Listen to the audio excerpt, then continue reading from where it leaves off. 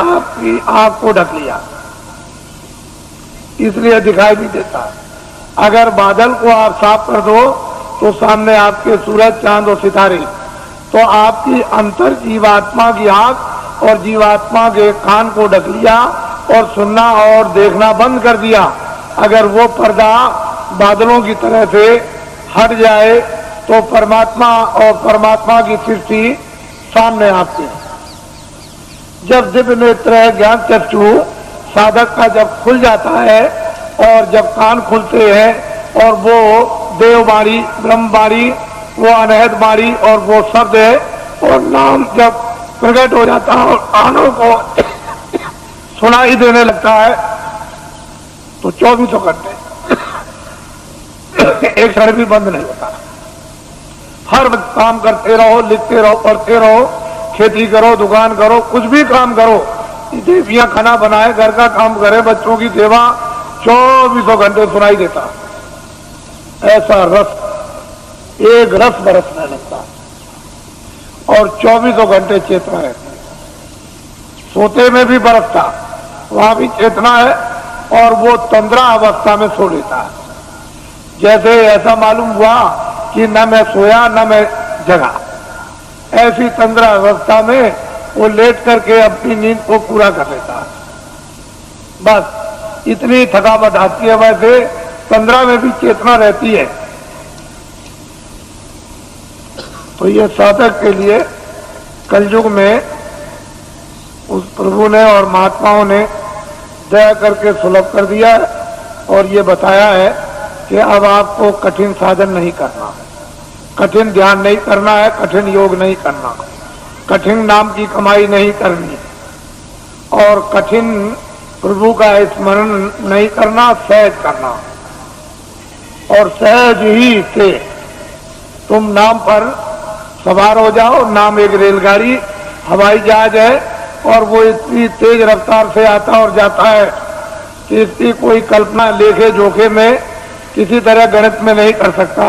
इतनी उसकी तेज रफ्तार है और बिजली का भी, समुद्र की लहरों का भी प्रमाण नहीं दिया सकता, इतनी तेज रफ्तार उसके आने जाने की है। ऐसी चीज निर्धारित अनाज काल से उस मालिक ने तैयार कर रखी है। लेकिन अब जब भेद मिल जाए, युक्ति मिल जाए और उस पर जीवात्माओं को सवार कर दिया जाए तो वो चेतन है। वहां तेल पानी की जरूरत नहीं हो तो चेतन है, जड़ नहीं है कि जड़ को तेल पानी मिले। चेतन ही चेतन है, न तेल पानी, न आगे की जरूरत, न वहां हवा की जरूरत। तो चेतन ही चेतन है और जीवात्मा भी चेतन है। तो असल में यह है कि शरीर में एक तो गुदास्था, दूसरा इंद्रिय, तीसरा नाभि कमल, चौथा ये हृदय द्वार और पांचवा ये कंठ। जरा ध्यान देना।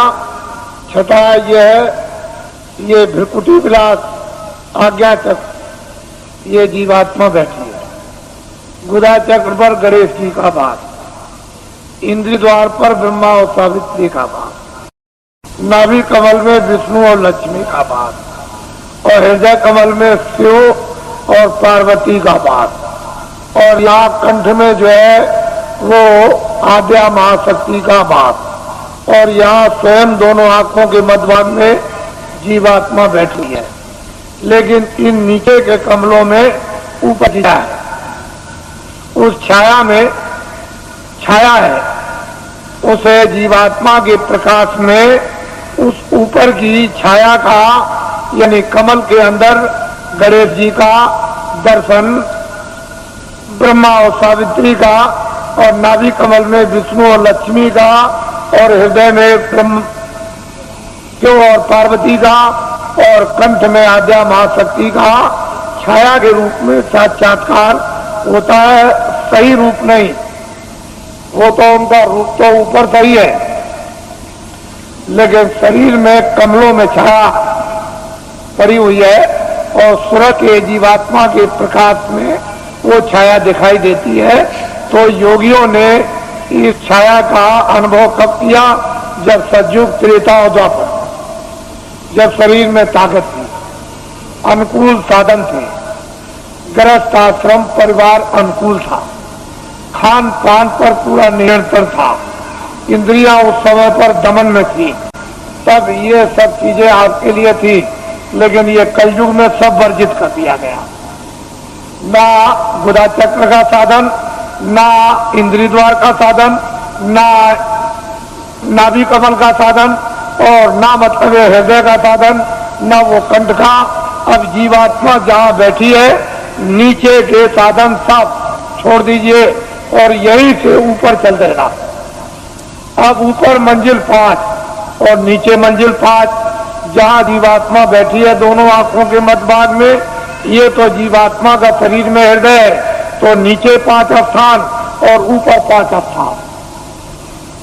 अब बेचारी नीचे फंसी हुई थी, इसको महात्मा प्रकाश को कमल से समेट कर ले आए और यहाँ इसका केंद्रित कर दिया, यानी सिमटाव करके यहाँ खड़ा कर दिया। अब इसको आगे ले चलना। तो सैदल कमल और इसके बाद में ये ईश्वर का धाम, और फिर ऊपर में दूसरा स्थान ब्रह्म धाम, तीसरा स्थान पार ब्रह्म धाम, और चौथा स्थान महाकाल, और 5वां स्थान जो है वो सत्य।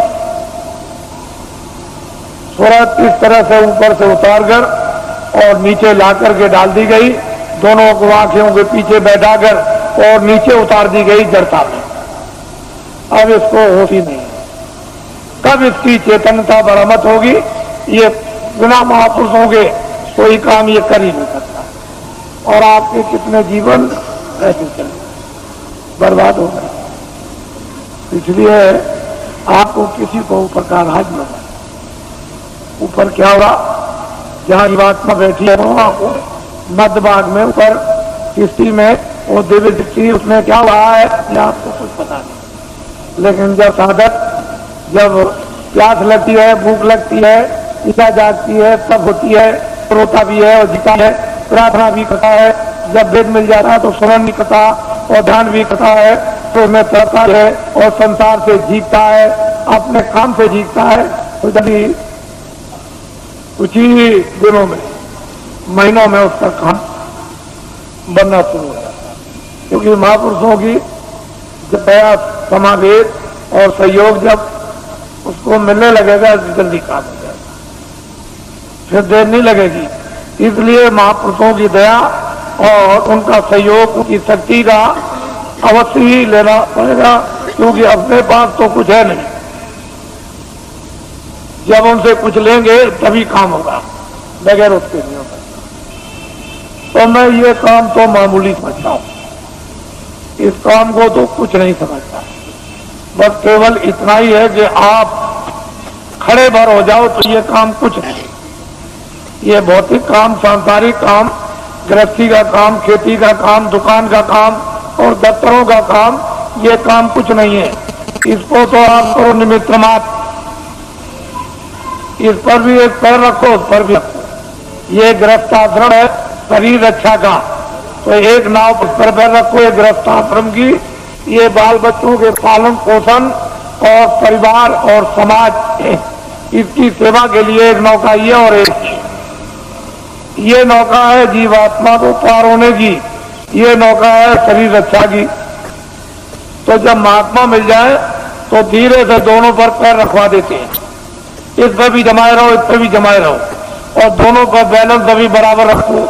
अभी तो आप एक पर है, एक ही पर है, तो उन्होंने कहा नहीं, ये देखो नाव है परमार की, इस पर भी रख लो, ये स्वार्थ की नाव है, इस पर भी रखे रहो।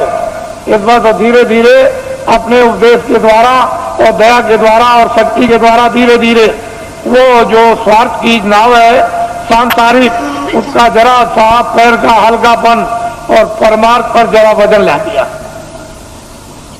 बस आपकी स्वाभाविक गिरा होने लगी।